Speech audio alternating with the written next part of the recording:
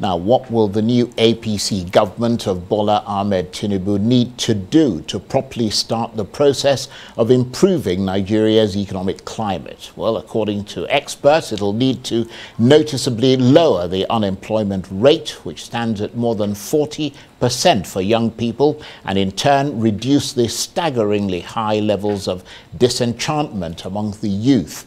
Well, that's easier said than done, because according to some calculations, the new administration will need to create nearly 4 million jobs every year for the next decade to solve the unemployment challenge. Now, that's an impossibly huge task, which will require the concentrated creativity and dedication of a first-class government. One thing is certain, though: if Nigeria doesn't improve its economy and in turn reduce unemployment, insecurity will grow and the country will crumble. So does the Tinubu team have what it takes to pull it off in a nation that's yoked down by the burden of heavy borrowing, massive debt and corruption? Or should Nigerians fear the worst as they watch yet another government struggling to reach on foot the economic destination that other countries are racing to by automotive means? Well, to consider all this, I'm joined now in the studio by the senior economist and partner at SPM Professionals, Paul Alaje. Thank you very much indeed, Paul, for coming in. Thank you so very much. Good to see you. Thank you so very much. So Nigeria clearly facing major economic efficiency challenges as its population grows, many young people coming into the labor market every year. What will Nigeria's new leaders need to do to provide jobs for them? Yeah, first of all, it's for the new leader not to underestimate what the problems are.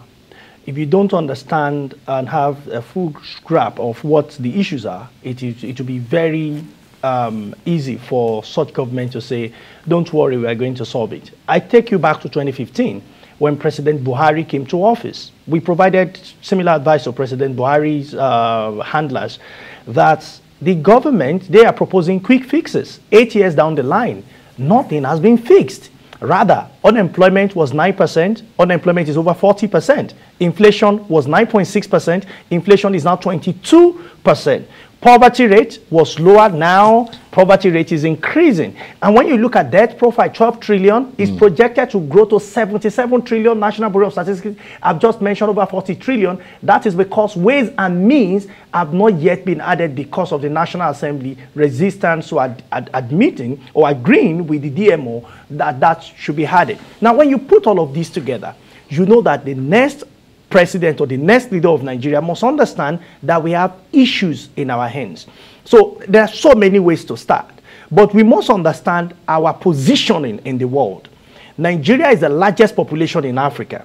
So if you don't perform, the tendencies are going to extend to the rest of Africa. But how do we solve this problem? I would want Nigeria leader to observe or to study other countries with similar population like China, what China did, and also look at what Brazil is currently doing, look at what India is formulating as policy, and how to domesticate all of this policy within our country and see how it can benefit. And what are they, to be specific?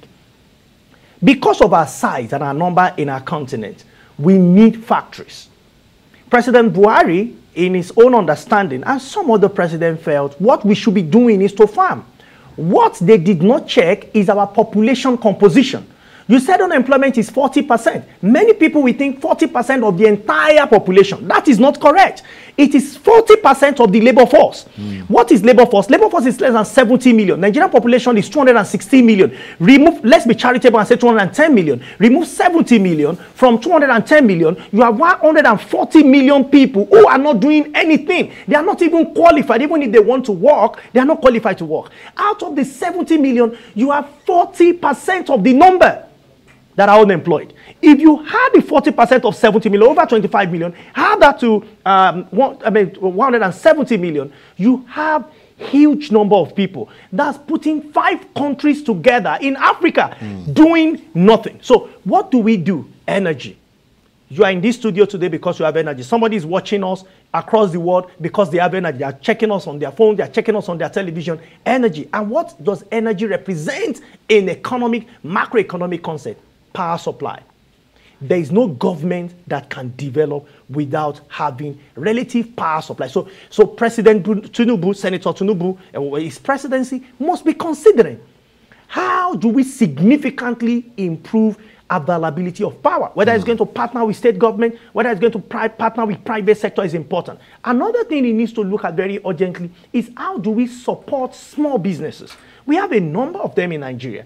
For them to engage one more person or to start new businesses, and the numbers, things that could be done are enormous. But all of these must be targeted beyond looking at the ordinary number of growth. I saw some international organization has told Nigeria we're going to grow by 3%. Now, for us to grow to the point of development, we need 10%. Nobody is mentioning what the requirement is. They're saying we will grow by 3%. Now, the National Population Commission is saying our population growth rate is near 3%. So if your population growth rate is almost 3%, and you are growing by 3%, in economics, you are not growing. There won't be any shift There at is all. no shift. So you are not going to see significant growth. So Mr. Tinubu's administration must understand that for us to grow, we need to do something about injecting finance, injecting investment in Nigeria. And private sector will lead this.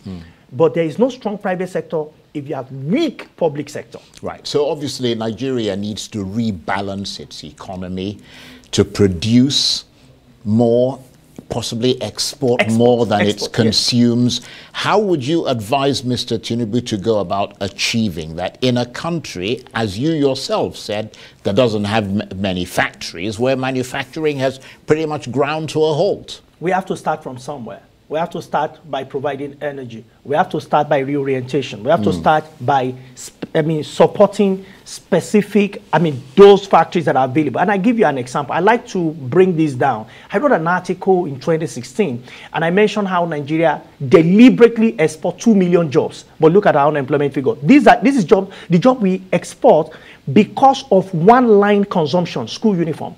We have over 40 million pupils in Nigeria because National Population Commission just explained that. And I also mentioned it when I was analyzing unemployment. We have over 160 million people that are not doing anything, majority of which are less than 25 years old. Now, let's leave that. When you look at the composition, 40 million people are in school. I'm not even talking of out-of-school children, but let's look at those that are in school. Who is clothing them?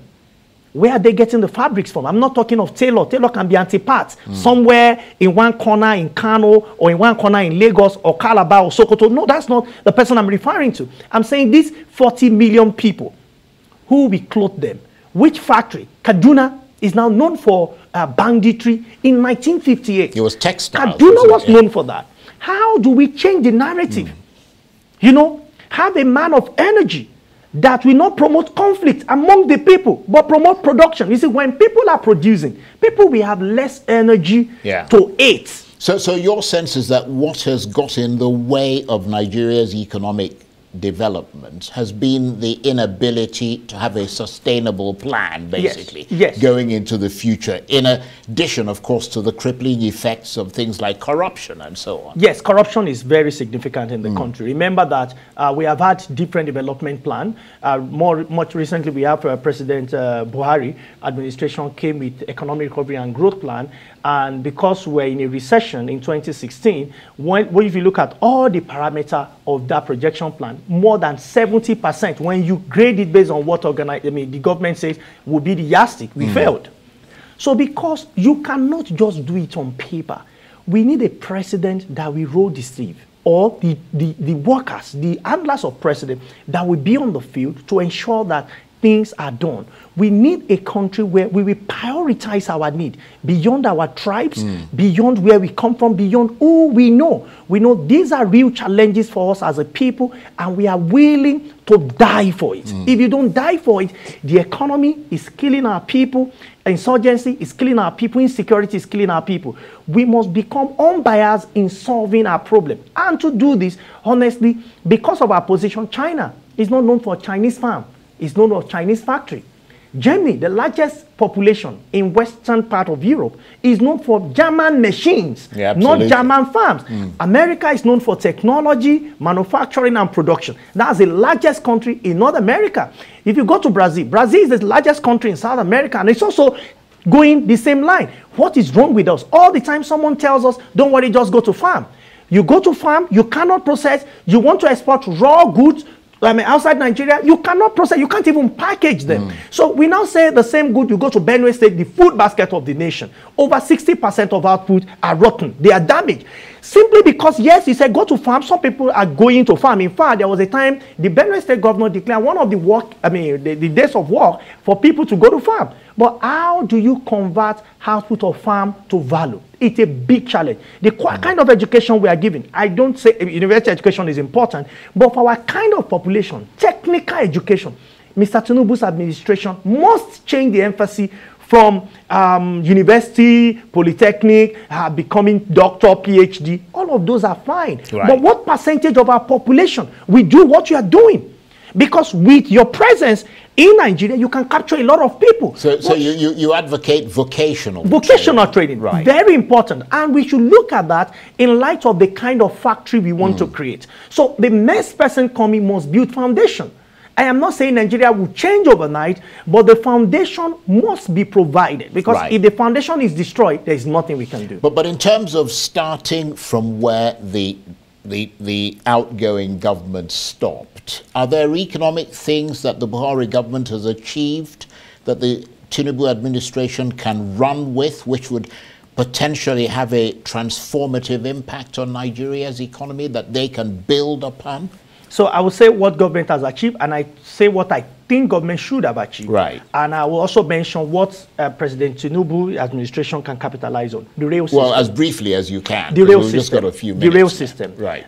This administration, Buhari's administration, revitalized railway to a large extent, even though we have insecurity here and there. Government is muting the idea of removing subsidy, and I've warned strictly that if you do that, it may lead to major economic crunch. As against what many people have said. I will tell you why. You mean if you remove subsidy without taking 3 critical steps, it will crunch this economy. Abacha tried it, President Babangida tried it, President Obasanjo tried it, President Jonathan, or most recently, tried it, President Buhari tried it. But he quickly retraced his step because he understood that without having functional refineries, it is practically impossible because we impoverish more people. You know the reason?